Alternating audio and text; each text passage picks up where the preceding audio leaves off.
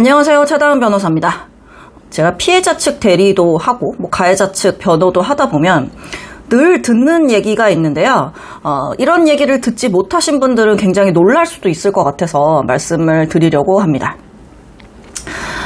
합의를 요청할 때 이제 사죄문 같은 거를 써서 전달을 할 때가 있어요. 왜냐하면 반성을 하는지 어떤지 궁금해할 수도 있고 이제 그러니까 사죄문을 써서 이제 피해자 측에 전달을 할 때가 있죠. 정말 미안합니다. 제가 너무 송구스럽고 어쩌고저쩌고.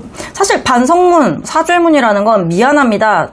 정말 반성하고 있습니다. 죄송합니다라는 말을 그냥 100번 써서 내면 되는 거예요, 사실. 제일 하지 말아야 될 내용은 내가 얼마나 힘든지, 내가 왜 그랬는지 막 핑계를 댄다거나 아니면 최악은 이제 피해자를 탓하는 거죠.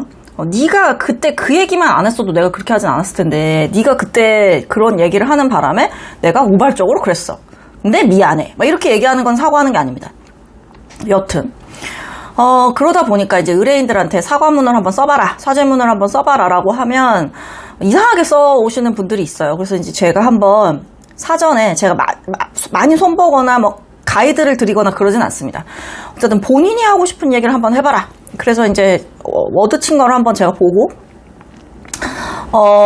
이대로면 괜찮겠다거나 아니면은 이런 표현은 절대로 쓰시면 안 되고 피해자는 니네 가족이 얼마나 힘든지 혹은 네가 얼마나 힘든지 이런 거 궁금해하지 않으니까 굳이 쓰지 말라거나 여튼 상황에 따라 조금 다르겠죠. 사건 내용에 따라서. 그래서 조언을 드린 다음에 이제 사죄문을 써서 이제 전달을 피해자 측에 이제 합니다. 그러면 하나같이 돌아오는 첫 마디가 뭐냐면 사죄문을 읽고 상당히 불쾌했다. 혹은 사죄문이 진정성이 느껴지지 않는다라는 말을 굉장히 많이 해요. 우리가 거꾸로 이제 피해자일 때도 피해자분들이 저 사죄문 읽고 되게 당혹스럽더라고요. 막 이러면서 아니 일부러 이 날짜에 쓴 거예요? 부터 시작해서 정말 그 사죄문에 써있는 모든 문구 혹은 숫자, 표현을 왜곡해서 이제 그러니까 서로 감정이 매우 안 좋아져 있으니까 갑자기 딱 읽고 얘도 되게 미안해하고 있고 얘가 되게 그렇네?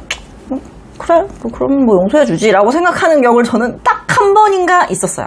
가해자 측 상황을 듣고 나니 내가 그동안 오해를 했던 것 같다. 거기서도 많이 힘들어하고 있고 이런 상황이라고 하니까 그래도 처음에 화났던 것보다는 나은 것 같다.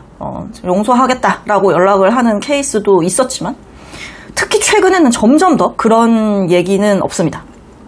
항상 사죄문 그거 뭐야? 굉장히 불쾌라고 얘기를 하는 경우들이 있어서 저도 변호사 초창기에는 그런 얘기를 들으면 내가 뭔가 사죄문의 가이드를 잘못 줬나? 안 좋은 내용은 좀 없앤 건데?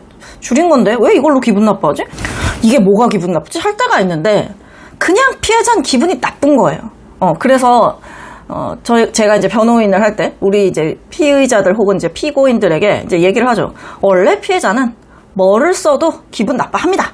그래서 또 피해자 변호사랑 같이 이제 전화 통화를 하거나 연락을 할 때 피해자가 사죄문을 보고 굉장히 기분 나빠했다 라고 하면 제가 그렇게 얘기하죠. 원래 피해자들은 어떤 내용이어도 기분 나빠하긴 하죠 라고 얘기를 하면 상대방 변호사도 별 얘기는 안 해요.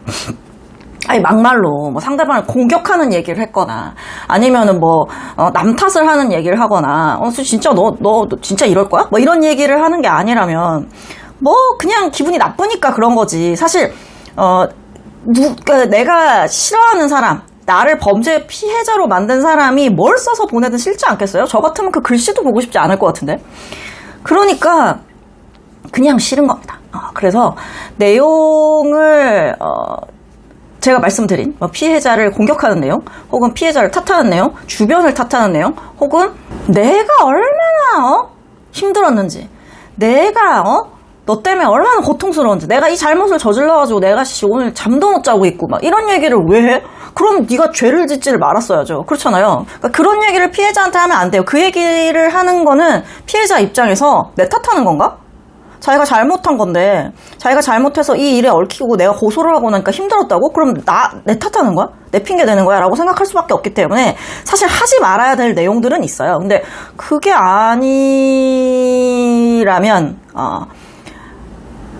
그거를 한번 제 생각에는 제3자에게 검수를 한번 받아보시는 게 좋을 것 같은데 그런 내용이 없다라고 한다면 일단은 피해자가 나에 대해서 감정이 안 좋은 상황이라서 그렇게 보는구나 라고 이해하고 굉장히 내가 피해자에게 피해를 많이 끼쳤구나, 사과한다, 아니면 반성한다 라는 자세를 그냥 취하시면 되는 거지, 도대체 어떤 내용이 문제고 막 이런 걸 따지실 필요는 없는 것 같다 라는 생각이 듭니다. 그래서 제가 최근에도 막 사죄문 전달하거나 하면 하나같이 듣는 얘기들이라 굉장히 뭐랄까, 어떤 경우는 의뢰인이 진짜 잘 쓰거든요. 특히 이제 뭐 사귀었던 경우에 우리가 어땠었는데 저땠었는데 네가 그때 이런 거를 해줬었는데 내가 너무너무 그때 고마웠었는데 이렇게 뭐 하게 돼서 내가 얼마나 부족한 사람인지 깨달았다거나 뭔가 그런 걸 보면 내가 사귄 애도 아닌데도 되게 가슴이 찡할 때도 있어요. 근데 그런 걸 받고도 나는 사과문이 마음에 들지 않았다, 내가 합의할 생각이 있었는데 사과문을 받아보니까 전혀 그럴 마음이 들지 않았다라고 얘기를 할 때가 있어서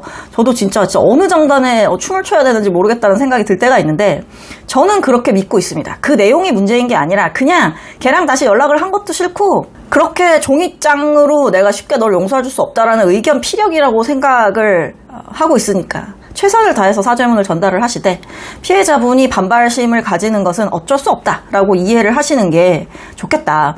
내가 진짜 진심으로 썼는데 왜 진정성이 느껴지지 않는다고 말을 하느냐라고 생각하지 마시고, 의뢰 진정성이 없다, 사과의 의미가, 이거는 사죄의 의미가 아니다, 이런 식으로 되게 단호하게 얘기하는 경우들이 있는데, 보통 이렇다고 하더라, 다음번엔 조금 더 피해자의 마음에 들게끔 사죄를 해보자 라는 식으로 정리를 하시는 게 최선입니다. 그걸 하나하나 따지고 드는 건 서로 감정적인 문제가 있기 때문에 별로 올바르지 않은 것 같다. 원래 반성문은 피해자가 마음에 들어하지 않는다 라는 점을 전제로 하시면 마음이 조금 놓이지 않으실까 싶습니다. 그 이후에도 계속 사죄의 의사를 표하고 합의가 진행될 수 있도록 최선의 노력을 다하시는 게 필요한 건 당연한 거겠죠.